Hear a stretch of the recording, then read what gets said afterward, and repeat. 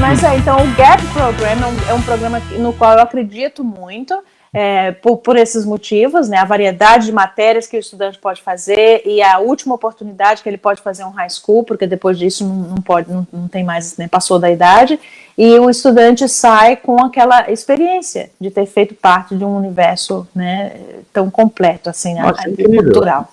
É um programa incrível, porque principalmente pelo fato de que os alunos já saíram daquela pressão do último exatamente, ano, exatamente. Onde os dedos apontando o que você vai fazer, exatamente, você vai decidir a sua vida, qual a faculdade e tal. Exatamente. Já estão tranquilos, porque eles sabem que eles vão ter uma experiência na Nova Zelândia. E melhor do que isso, se eles estão em dúvida sobre o que fazer, eles vão poder escolher cursos durante esse período na Nova Zelândia que vai confirmar as escolhas. Exatamente. Ele já vai estar com mais maturidade para assimilar muitas coisas que talvez no início, um pouco mais jovem, ele não tinha ainda, né?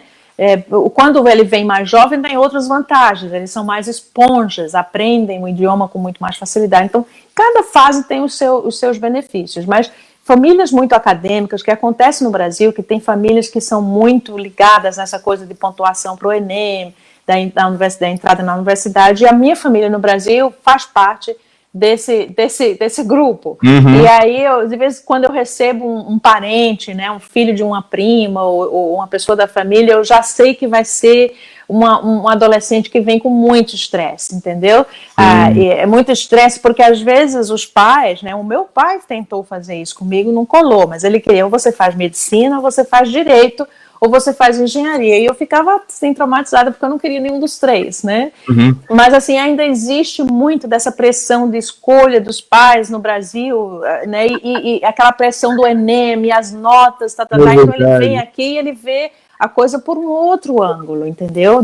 Interessante que você está falando, mas que eu estava pensando hoje de manhã, Kátia. Hoje de manhã, eu estava vindo para cá, eu estava pensando sobre isso, estava pensando o seguinte: eu sou pai, eu tenho duas crianças mais lindas do mundo. Qual a idade? Young, o meu menino tem 5, my daughter, she's 8, né? E eles são novos, mas eles já estão encaminhando eles. A menina já fala inglês, japonês e português. Olha que maravilha, maravilha. A menina tá engatinhando ainda, né? Tá nos idiomas. Mas o que acontece? Eu sou pai, então eu tava pensando assim, não, o que a gente pensa é que nós, como pais, nós sabemos. É forte que eu vou falar, hein, gente, presta atenção. A gente sabe o que é bom para os filhos, a gente sabe o que é bom, né, para o futuro dos filhos e tal. E nem sempre é assim, sabe por quê? Porque como o exemplo que você acabou de dar, o seu pai queria tanto que você fosse, olha só, você quer ter um futuro, Kátia, você tem que ser médica ou você tem que ser advogada. Isso você tem que ser assim. E aí muitos filhos, eles seguem esse conselho. E no futuro, geralmente, os filhos... Isso é uma estatística, tá? Geralmente, os filhos que seguem tanto o conselho do pai, mas se frustra lá na frente, porque não era aquilo que ele queria, ele só fez isso para agradar os pais, eles acabam até se distanciando dos pais, sabe? However, os filhos, aqueles que seguem, fazem o que eles realmente querem fazer, esses sim têm uma possibilidade muito maior de serem mais felizes nas profissões deles e se conectarem mais com os pais. Porque a gente pensa assim, não... Eu sei o que é bom para o futuro do meu filho. Depende. Porque, por exemplo, uma das coisas que a gente mais ouviu quando a gente era criança dos nossos pais é: não aceite doce de estranhos. Tudo bem. Beleza. Não entre em carros de estranhos. Tudo bem. Só que hoje, quem imaginou que a gente ia fazer isso através de um aplicativo que chama Uber? Você entra em carros de estranhos, você pega balinhas de estranhos, ou seja, a gente não tem como prever como que vai ser o mercado no futuro, sabe? Então, assim, a gente fala, não, médico é a melhor profissão. É uma ótima profissão, mas eu não sei se é a profissão do futuro. Talvez os nossos filhos desenvolvam... E outra coisa, talvez não seja o talento de todo mundo, porque para você fazer medicina, você precisa de ter uma capacidade intelectual para aquelas matérias que não é todo mundo que tem. E não é normal, e não é positivo, na minha opinião, modesta opinião, se sentir frustrado porque não tem a capacidade de ser um médico, porque pode ser um grande empreendedor ou um grande professor, entendeu? Então deixar que a vocação, a natureza nos deu certas vocações, e geralmente não é vocação para uma só matéria, né? A gente tem vocação para algumas áreas, né? Então, o estudante que vem fazer o Gap Year, ele tem essa visão. Outra coisa que é a vantagem do estudante, outra vantagem para o estudante de Gap Year, quando vem, por exemplo, de um país como o Brasil, é um país é um país muito complexo, né? O Brasil é o meu país amado, sempre será.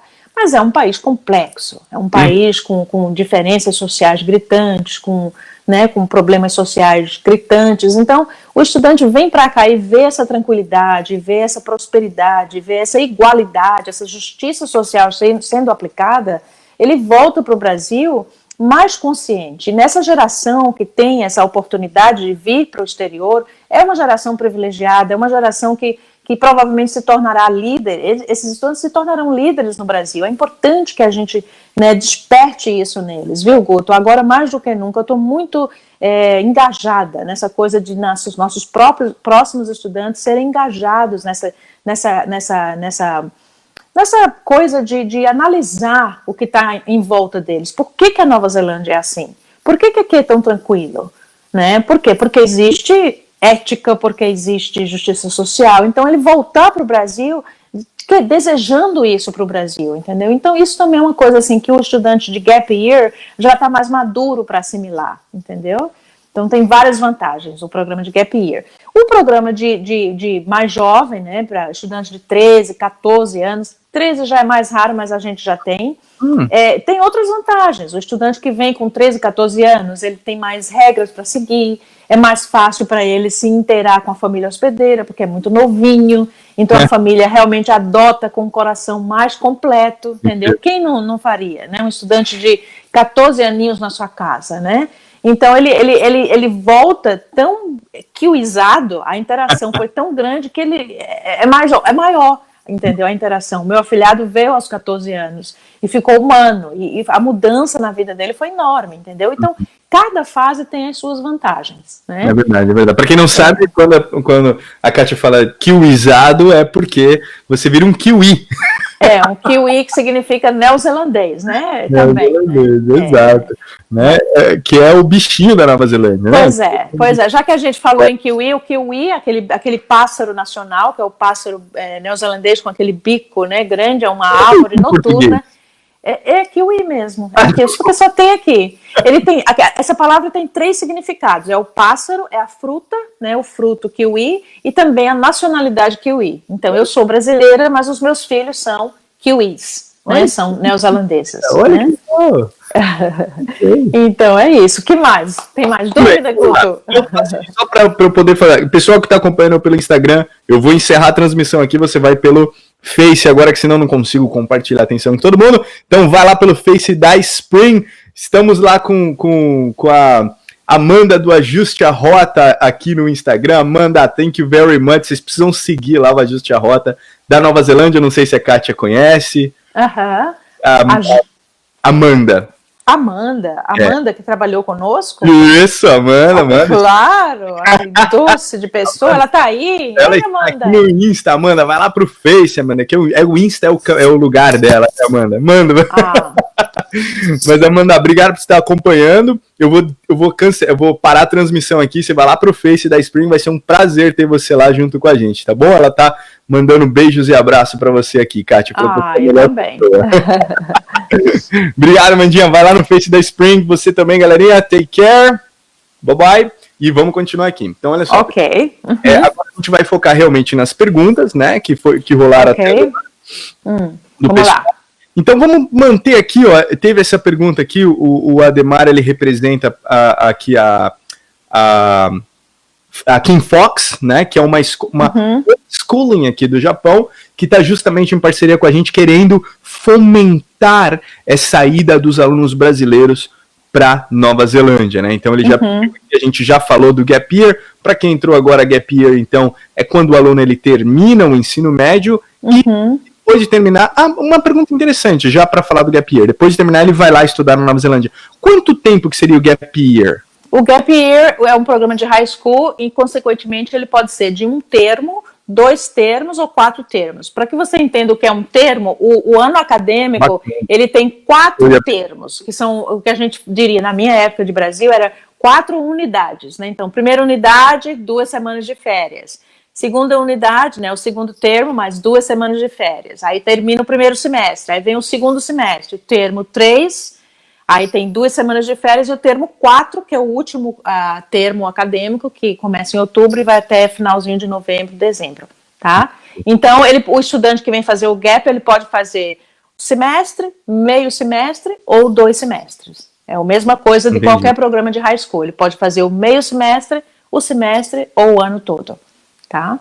Entendi. Então, seria o que na minha época chamaria de bimestre? Exatamente, bimestre. Okay. É difícil traduzir o termo, porque na minha época chamava unidade e atualmente chama bimestre ou trimestre. Porque, na verdade, não são 2 meses, é um pouco mais de 2 meses, mas não chega a ser trimestre. Então, é isso. O gap year, ele vai de 2, vamos falar assim, de um termo, né, que seria aí de 2 meses, em média, até 1 ano. Até 1 ano, Ok, bom, isso pode ser. Aí a grande maioria do público brasileiro que vem fazer o gap year é como a grande maioria, em geral, vem fazer um semestre. Ou o primeiro semestre ou o segundo semestre. Mas não tem que ser necessariamente só um semestre. Pode ser 2, pode ser meio semestre. Entendeu?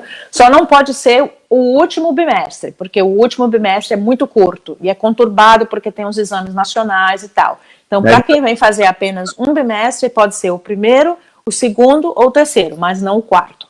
Entendi, entendi. E o gap year, ele tem limitação de idade? Tem, porque é high school, ele pode chegar até, no máximo, 18 anos de idade. Ele pode completar 19 anos durante o programa, mas já não pode ingressar com 19 anos de idade. Então, é até 18 anos. E é a última oportunidade que o estudante tem de ter essa experiência de high school. Né? Porque, muito embora você tenha outras opções, no futuro você tem universidade, você tem cursos de idiomas que pode se fazer, tem depois no futuro também pós-graduação, tem um programa sanduíche que pode ser feito, mas high school é só até os 18 anos, tá? Eu realmente acho super rica essa oportunidade, porque é uma oportunidade que o estudante tem na adolescência de se inserir numa cultura a tal ponto de se sentir como um neozelandês, usando o uniforme, indo para a escola, entendeu? Então é uma experiência muito rica, né, na minha opinião. Mas eu sou fã de high school, né, então sou suspeita para falar. Os meus 2 filhos fizeram intercâmbio, mas não high school os 2. O mais novo fez high school, o mais velho não fez, porque eu não senti que ele estava preparado para ter essa experiência, não estava maduro o suficiente para agradecer a oportunidade que a gente queria proporcionar. Então, ele não fez intercâmbio no mais velho em Portugal. Mas, assim, eu acredito muito na oportunidade de estudar fora. Mas vá lá. O que você tem aí de pergunta? Eu fiquei curioso só com o programa Sanduíche que você chegou a comer. O programa Sanduíche é um programa que aí é vínculos de universidades com universidades. A gente pode fazer uma consulta mais específica para você, mas o que por exemplo, o meu filho vai fazer mestrado em nutrição, tá? E aí ele quer fazer um intercâmbio numa universidade que está oferecendo o mesmo curso. Então, geralmente, essas universidades têm os contatos com essas outras universidades que oferecem. Se ele vai, digamos, né, o sonho do meu filho é fazer o sanduíche no London College em Londres, que é uma universidade, uma faculdade forte em nutrição.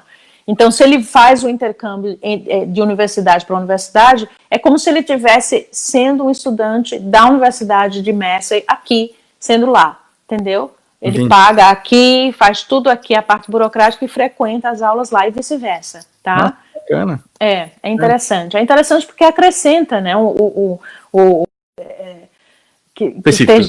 específico, ok? Entendi. Bacana. Então, assim, pessoal, recapitulando aqui, depois que você perdeu, volta e assiste a live inteira, mas a gente está falando de alunos que terminaram o terceiro ano, né, o ensino médio, e aí eles têm a oportunidade de ter uma experiência incrível dentro de uma high school na Nova Zelândia, né, ou seja, é o sonho muito adolescente, né, Kátia? Que já me perguntaram,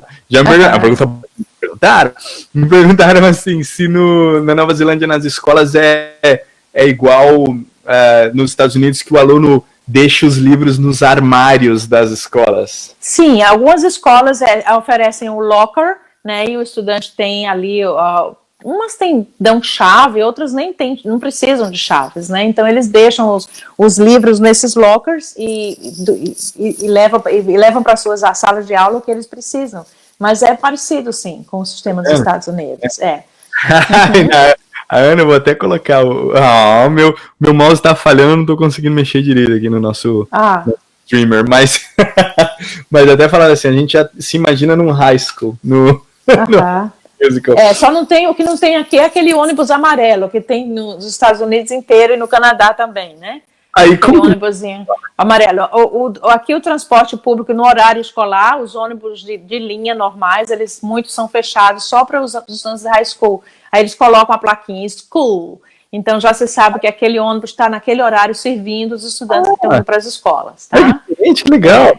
Exatamente. E as famílias hospedeiras, cada escola tem o seu departamento internacional, por lei, existe toda uma... É importante mencionar isso também, Guto, que existe toda uma estrutura governamental para que esse programa seja o mais seguro possível. E todo mundo envolvido, inclusive, né, as famílias hospedeiras, tem que ter contratos, entendeu? Então, a família hospedeira, no caso, é selecionada pelas escolas e eles têm um contrato com a escola. E a escola tem obrigações legais de, por exemplo, sempre inspecionar a família, visitar a casa do estudante, entendeu? Todas as famílias têm que passar pelo police vetting, que é aquele controle de antecedentes criminais. Todo mundo que reside naquela casa, acima de 18 anos, tem que passar por isso. E não interessa se é o professor ou o diretor da escola, é obrigatório, né? Se eu vou hospedar um estudante em minha casa, por mais de 2 dias, tenho que ter esse police vetting atualizado, entendeu? Então, existe todo um comprometimento legal do país, do Ministério da Educação, para que esse programa seja o mais seguro possível, que a gente chama o Code of Practice, né? Um conjunto de leis que regulamenta esse setor, tá? Então, a parte também que eu gosto sempre de mencionar para os pais é a parte de família hospedeira. O programa de família hospedeira é a parte mais importante do programa. É muito menos difícil, né, selecionar uma escola boa, que aliás todas são, mas assim, nós na Discovery selecionamos as escolas que têm ainda aquela reputação mais, né, aprimorada e que tem um programa internacional, um time bem dedicado para os estudantes. Isso aí é mais fácil escolher, porque a gente sabe quais são as escolas que se destacam. Família já é mais complexo, porque são muitas, não é um hotel, não é como um hotel 5 estrelas, 4 estrelas, tem um aqui, tem outro na próxima rua. Então, existem muitos detalhes para serem apurados. Os estudantes têm alergia a gato, por exemplo. É raro, mas acontece. Então, é difícil para a gente, porque aqui muita gente tem gato.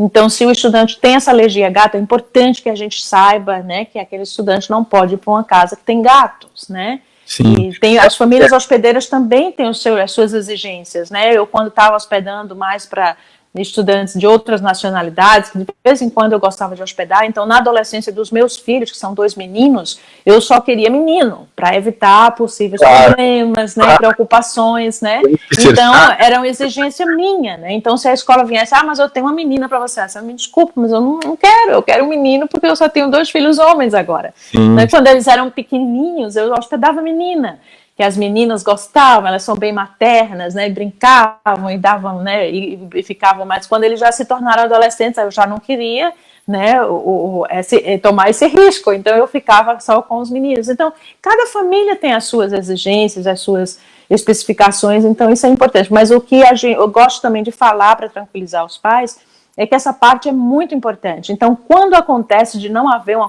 compatibilidade, dos estudantes não se sentirem felizes naquela casa, ou não se sentirem inclusos na vida da família, então a gente já pede para trocar, tá? Porque é importante que o estudante esteja bem em casa. Obviamente, a gente vai querer saber por quê, né? Claro. Se é simplesmente porque a mãe hospedeira quer sempre saber onde o estudante está, e a estudante acontece, né? Kátia, essa mãe hospedeira é uma chata, ela pega no meu pé, quer saber onde eu estou, que horas que eu volto. Eu digo, bom, se esse é o problema, não existe problema, porque ela está fazendo a obrigação dela, né? Mas se é outra coisa, se não há empatia e não tem o que ser feito, então a gente já pede para trocar, porque é importantíssimo que o estudante se sinta feliz em casa. A pergunta da Ana aqui, Kátia, foi se caso ele não quiser ficar em casa de família, né? Aqui,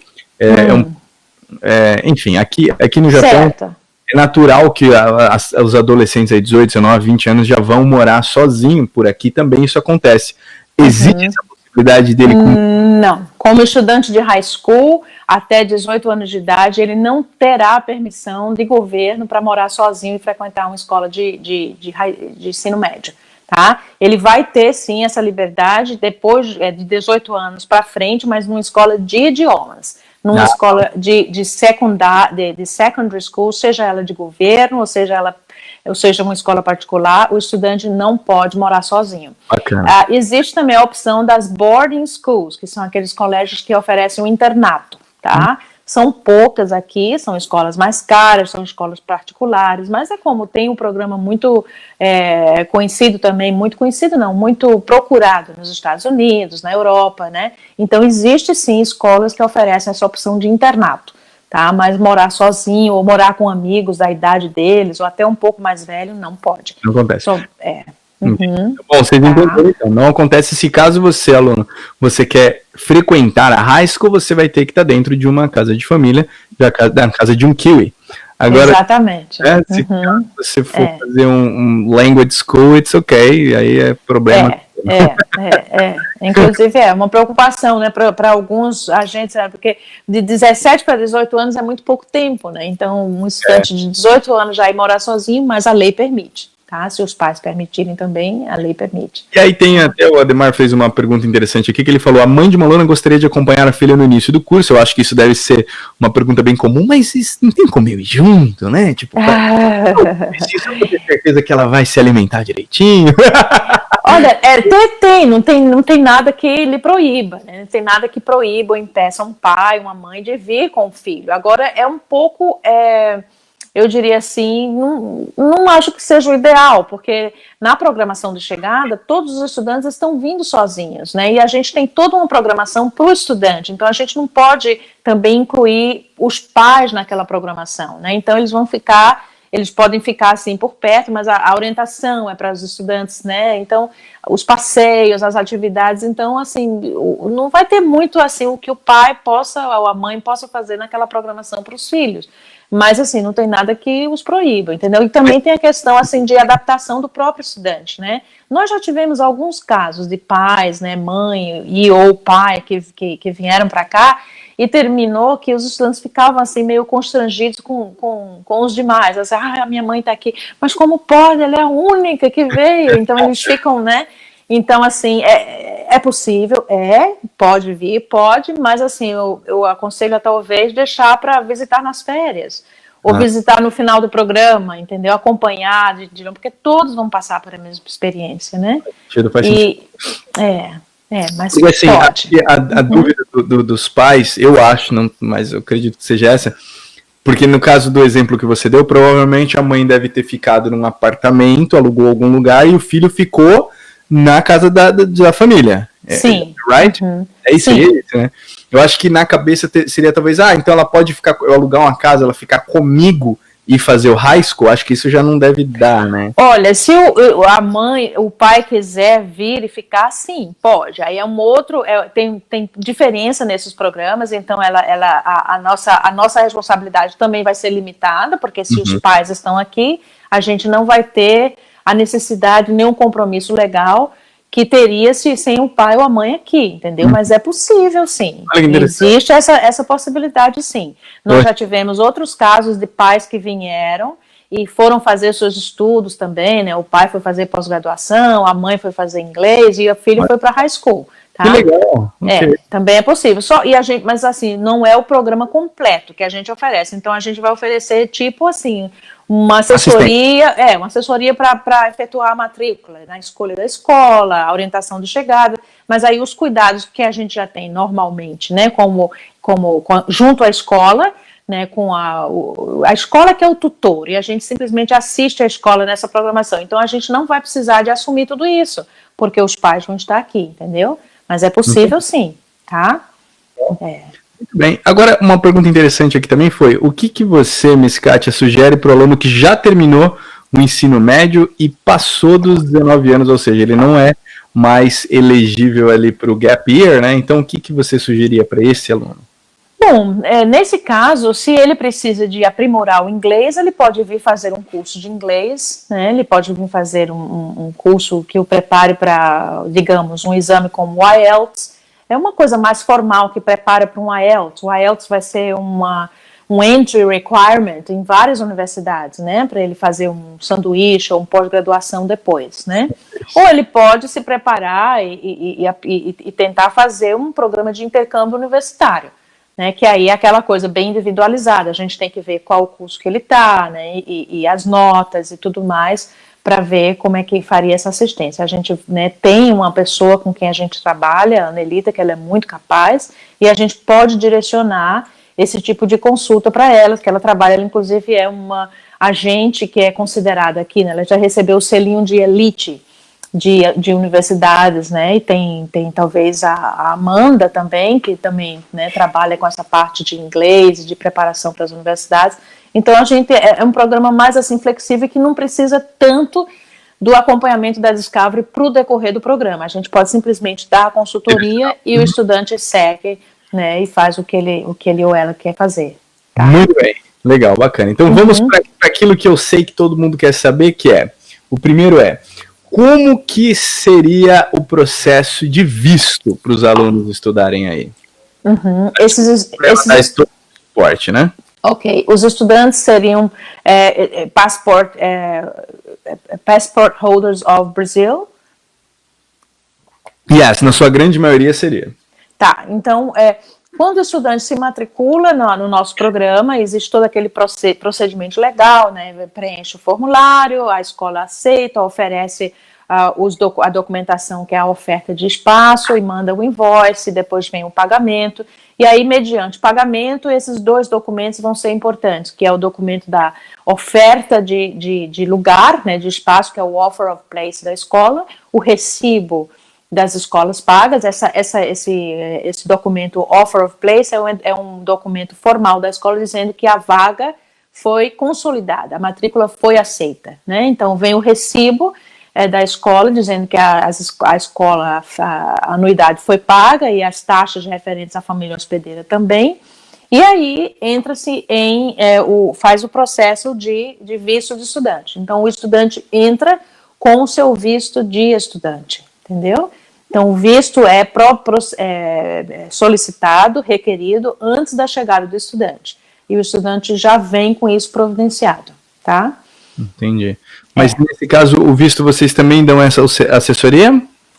Até agora, a gente não tem tido essa necessidade da assessoria, porque isso é feito pelos agentes e pelos pais no Brasil, tá? Okay.